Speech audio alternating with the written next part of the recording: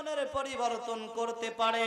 বলেন তো, আমার আপনার জীবনের পরিবর্তনের প্রয়োজন আছে না নাই?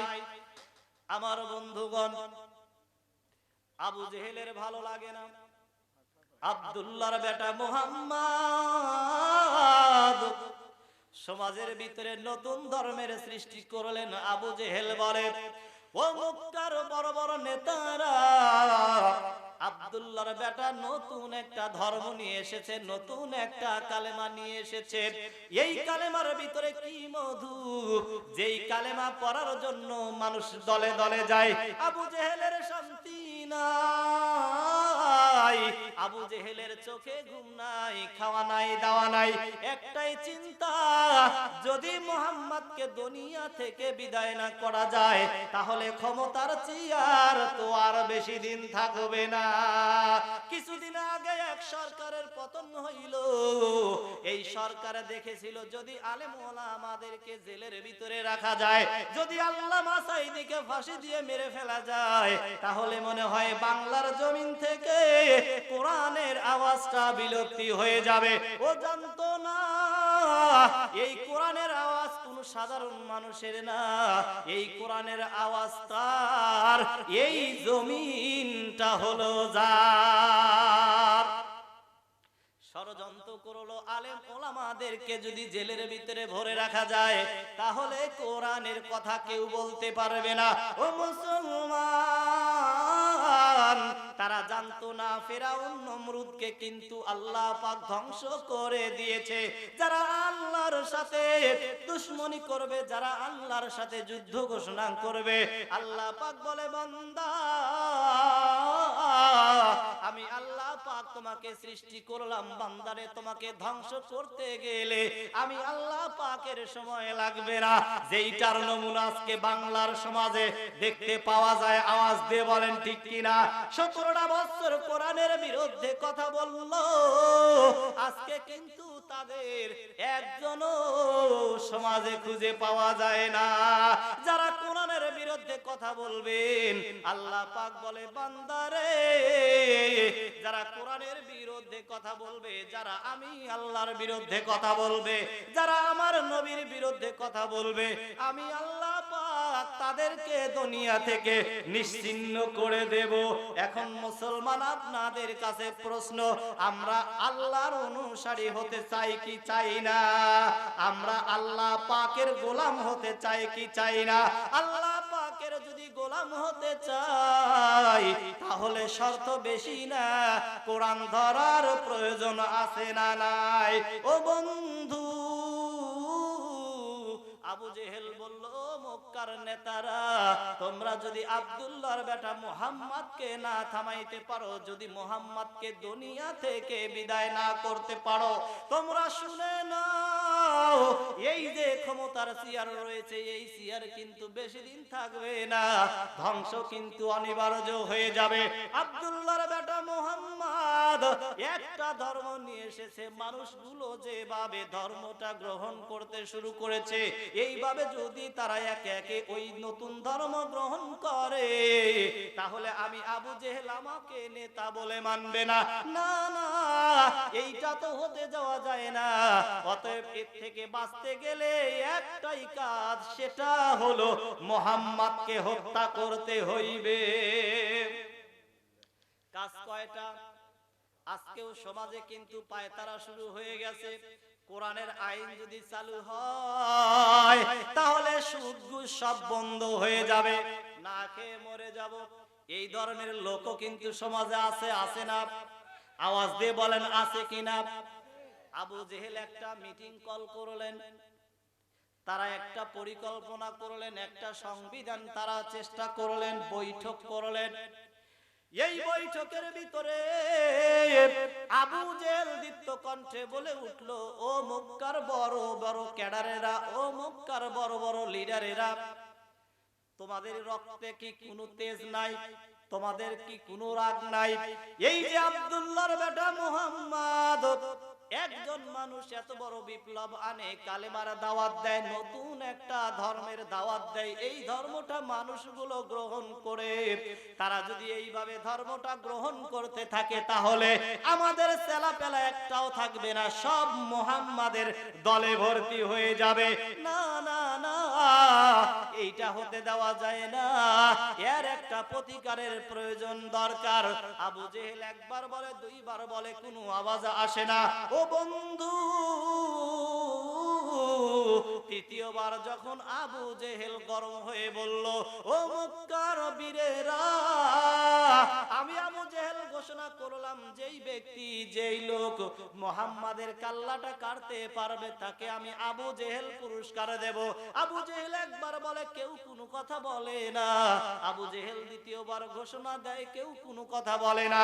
এইবার তৃতীয়বারের মাথায় যখন আবু জেহেল ঘোষণা করে দিল, এইবার ওমরের মতো বীর দাঁড়িয়ে গিয়ে বলে, আবু জেহেল, ও আবু জেহেল রে, তুমি শুনে নাও, আমি ওমর মুহাম্মাদের কাল্লা কাটবো। নাউজুবিল্লাহ বলেন।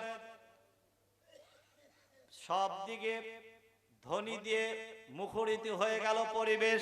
কারণ হলো ওমর একজন এমন একজন বীর ছিলেন, এমন একজন যোদ্ধা ছিলেন যার সামনে থেকে মাথা নিয়ে কেউ দ্বিতীয়বার ঘোড়ত যাইতে পারে নাই, জীবিত অবস্থায় দ্বিতীয়বার কেউ যাইতে পারে নাই। ওমর যখন ঘোষণা করলো মুহাম্মদ সাল্লাল্লাহু আলাইহি ওয়াসাল্লামের মাথা মোবারক কেটে আনবেন, আবু জেহেল মনে করলো আব্দুল্লাহর বেটার আর রক্ষা নাই, কারণ ওমর যেই কাজ করার নিয়ত করে ওই কাজটা ওমর করে, তারপরেও পানি পান করে। আবু জেহেল বলছে, এইবার আর মুহাম্মাদের রক্ষা নাই। ও মুসলমান, আওয়াজ দিয়ে বলেন তো, বাঁচায় আল্লাহ মারে? আল্লাহ যদি বাঁচায়, বলেন তো পৃথিবীতে কেউ মারার কি ক্ষমতা আছে? এই বিশ্বাস আজকে আমাদের নাই, যার কারণে মুসলমান আমরা আজকে সবার কাছে মার খাই। কারণ বিপদে পড়লে ছুটে যাই গ্রামের ভিতরে যার টাকা পয়সা আছে তার কাছে, বিপদে পড়লেই ছুটে যাই চেয়ারম্যানের কাছে, বিপদে পড়লে ছুটে যাই এমপির কাছে। আমার আল্লাহ ডাক দিয়ে বলে, বান্দা কি নির্বোধ তুমি, তোমাকে সাহায্য করার জন্য আমি আল্লাহই তো যথেষ্ট, কিন্তু বান্দা একটা বারও আমি আল্লাহর কাছে সাহায্য তুমি চাইলা না। আমার মুসলমান ভাইরা, লম্বা ঘটনা সংক্ষিপ্ত করে নিয়ে আসলাম। ওমর চলছে নবীজিকে হত্যা করার জন্য। ও বাজার, ওমর যাচ্ছে নবীজিকে হত্যা করার জন্য, সময় কম, খুব বেগে চলছে ওমর।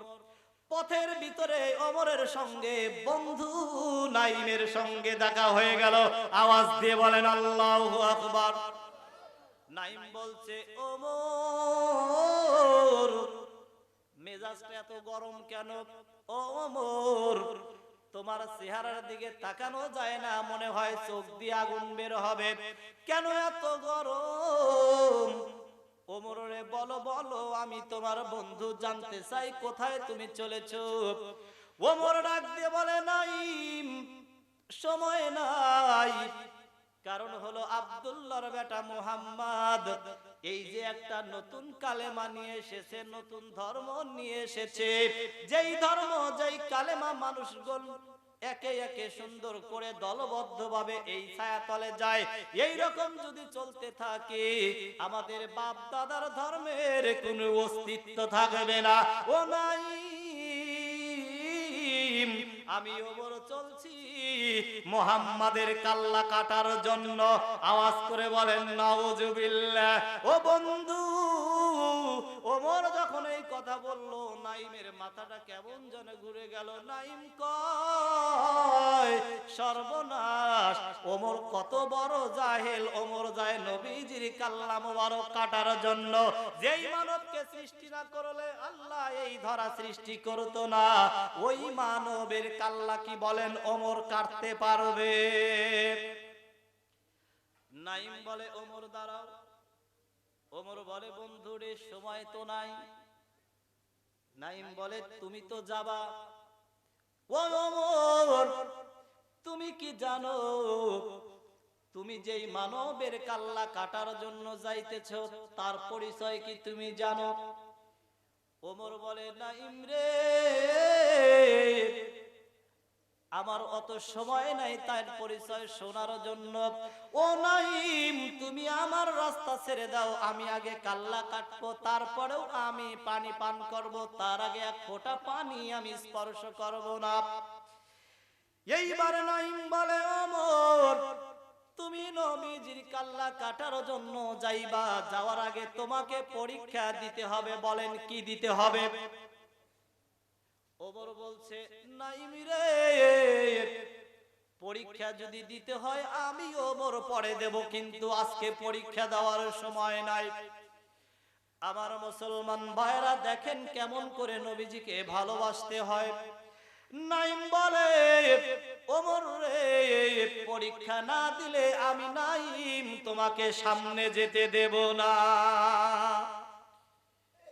নাঈমও ছাড়ে না, ওমরও সামনে যেতে পারে না। আল্লাহু আকবার। নাঈমও ছাড়ে না, ওমরও সামনে যেতে পারে না। ওমর যেতে চায়, নাঈম বলে, না না, ওমরে পরীক্ষা দাও, তারপরে ওমর তুমি সামনে যাও।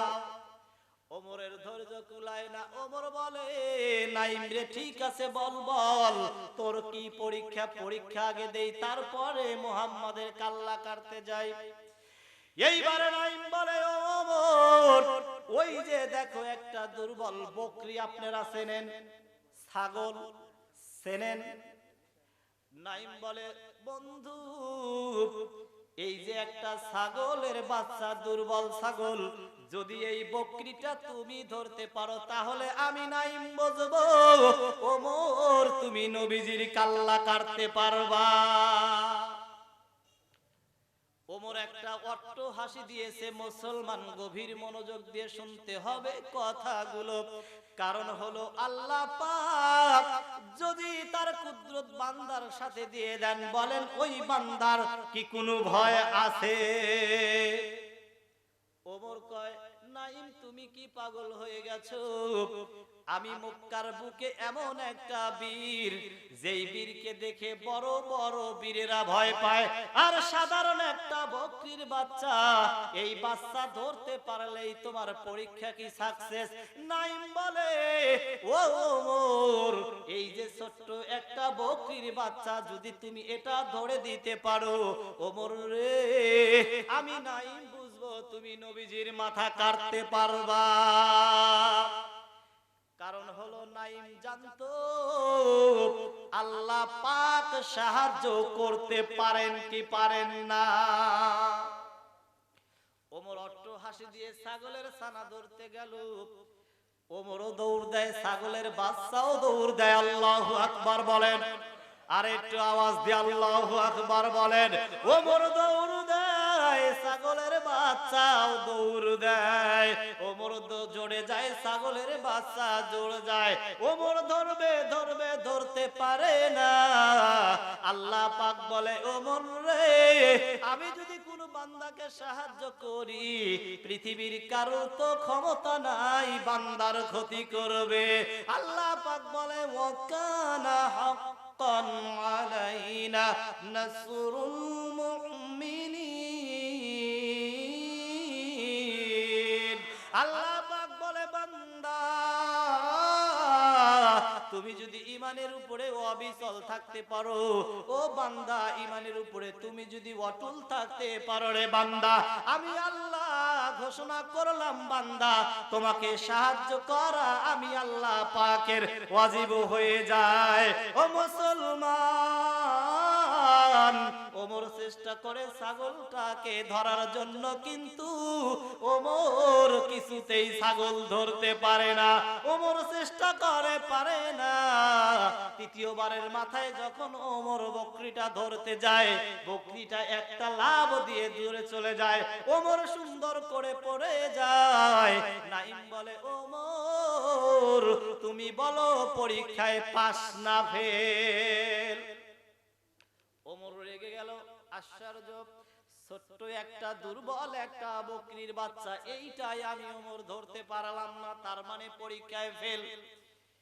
ওমর বলে, ও নাইম, পরীক্ষায় যতই ফেল হই না কেন নবীজির কাল্লা কাটতে কিন্তু আমি পিছু পাও হব না। নাইম দেখলো আশ্চর্য, একে তো আটকানো সম্ভব। এইবার নাইম বলছে, ওমর রে,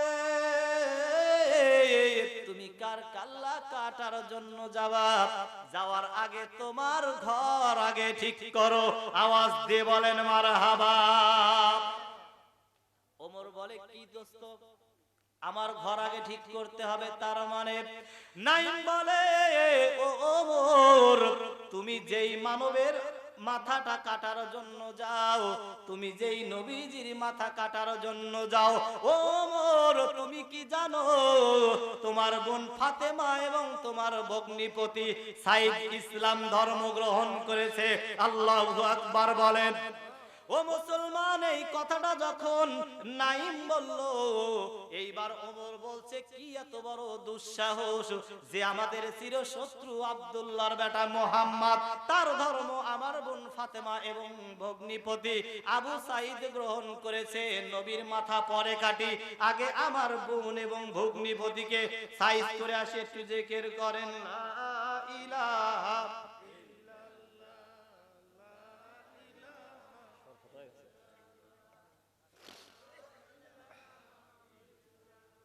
জোরে লা ইলাহা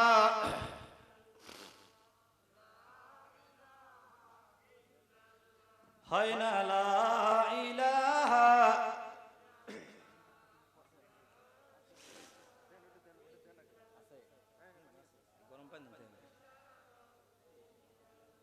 হয় না, লা ইলাহা। এই কালে মার বান্ধবেলা কাজে লাগবে মরণ বেলা। এই কালে মার বান্ধবেলা কাজে লাগবে মরণ বেলা। এই কালে মার রোশনীতে, এই কালে মার রোশনীতে কবর হবে তোমার উজালা।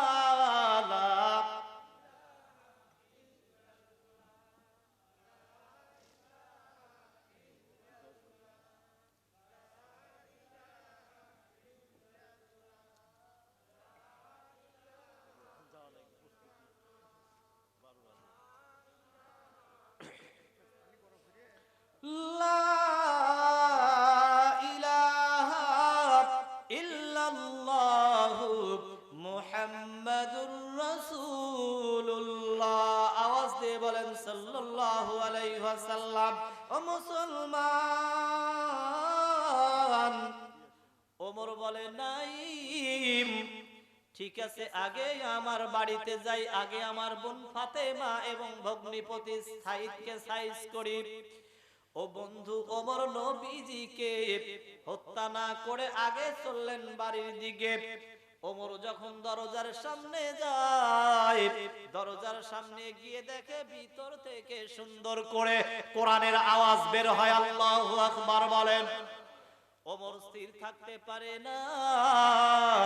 ওমর দরজায় লক করেছে, সঙ্গে সঙ্গে ফাতেমা কোরআনের আয়াতগুলো লুকিয়ে ফেলে। পাষণ্ড ওমর যখন রুমের ভিতরে ঢুকে যায়, রুমের ভিতরে গিয়ে তার বোন ফাতেমাকে বলে, ফাতেমা, আমি ওমর যখন বাইরে দাঁড়াইলাম শুনতে পাইলাম তুমি কি জানো তেলাওয়াত করো। ও ফাতেমা, বলো বলো, তুমি কি তেলাওয়াত করতেছিলা? তুমি কি তাহলে মুহাম্মাদের ধর্ম গ্রহণ করেছো?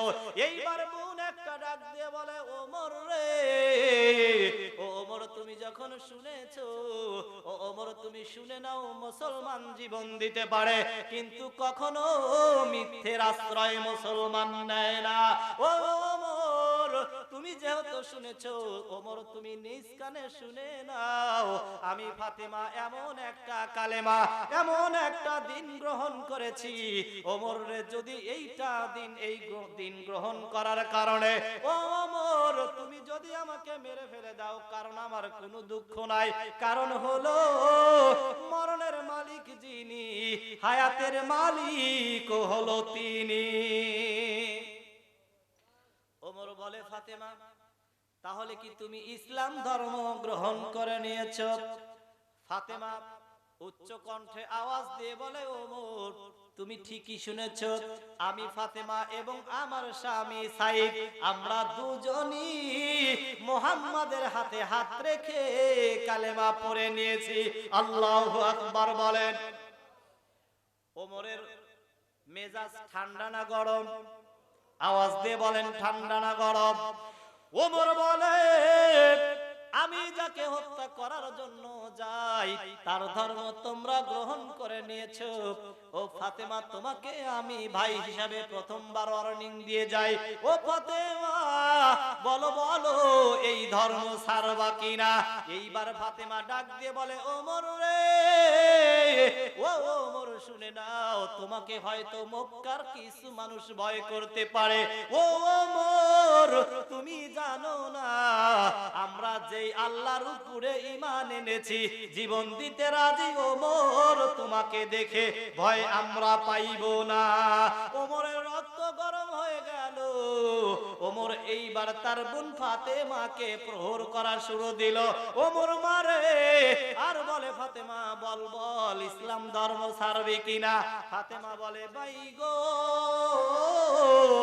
তুমি যদি মারতে মারতে মেরে ফেলে দাও, ও ওমর তুমি শুনে নাও আমরা জীবন দিব কিন্তু ইসলাম থেকে দূরে সরে যাব না। ফাতেমাও ইসলাম ছাড়ে না, ওমর মারা বন্ধ করে না। ওমর যখন দেখলো তার বোনকে মেরে ফেলে দেয়, পাশেই দাঁড়িয়ে ছিল সাইদ ফাতেমার স্বামী।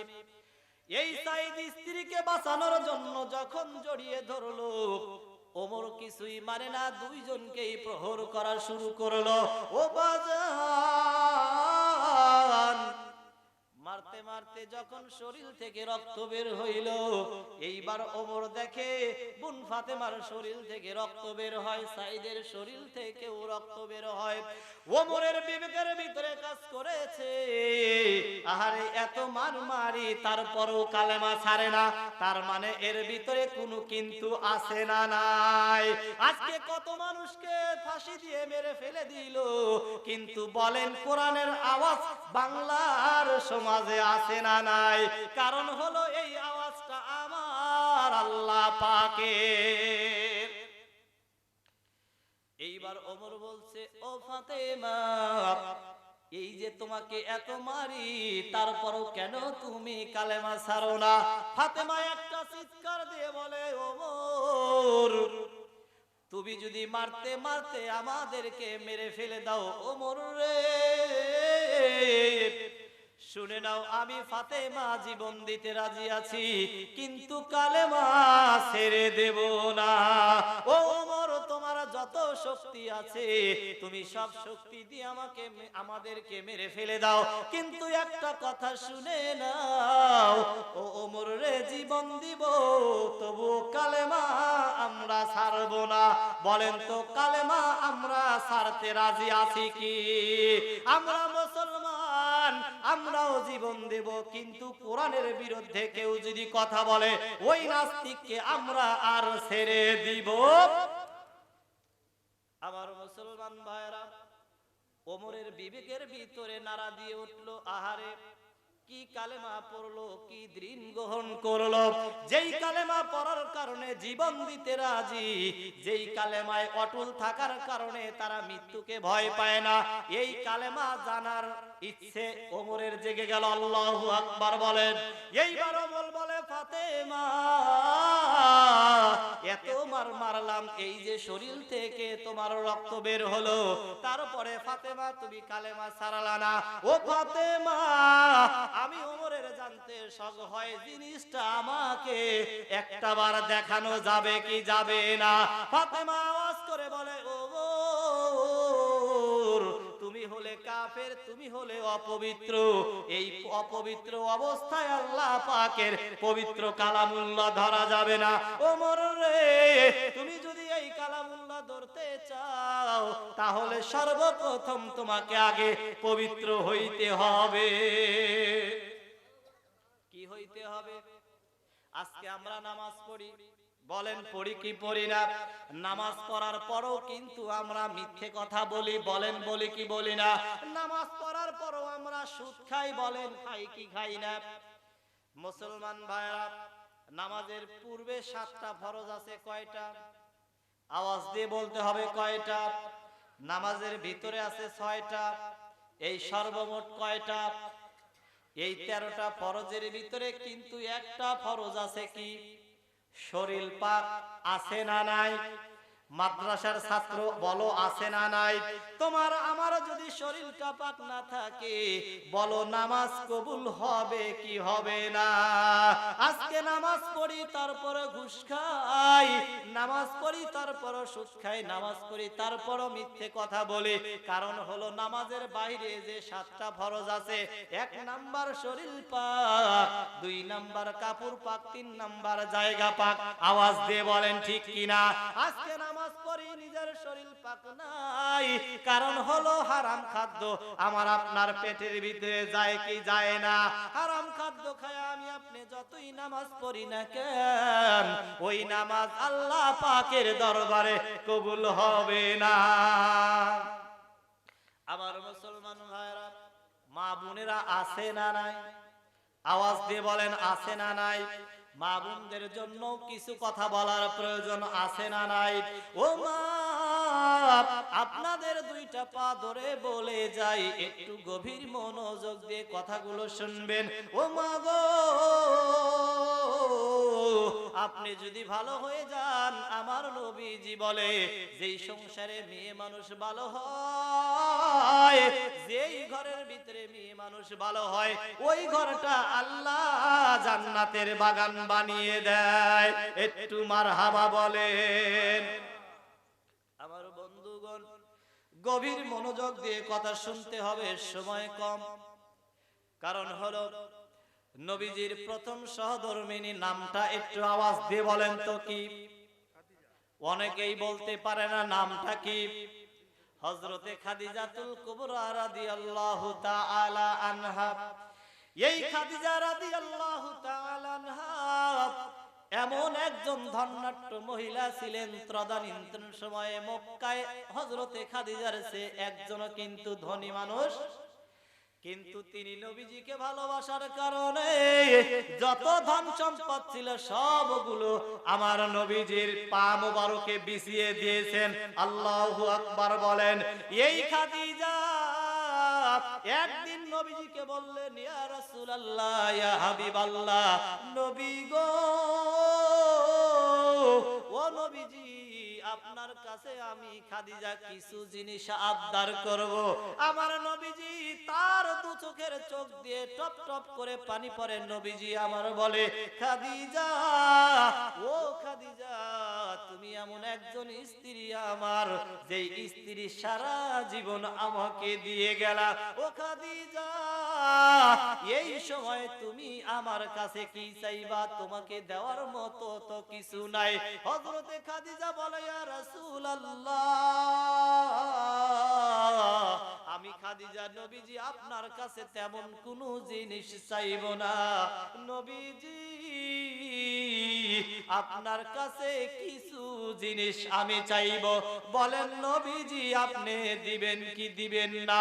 আমার নবীজি বলে, খাদিজা, এতদিন সংসার করলাম, কোনদিন তো কিছু চাইলা না। খাদিজা, আজকে কি তুমি চাইবা? যদি আমার কাছে থাকে আল্লাহর হস্তে আমি তোমাকে দেওয়ার চেষ্টা করব। মারহাবা আওয়াজ করে বলেন। ও মা, একটু গভীর মনোযোগ দিয়ে শুনতে হবে। তুমিও মা আর হযরতে খাদিজা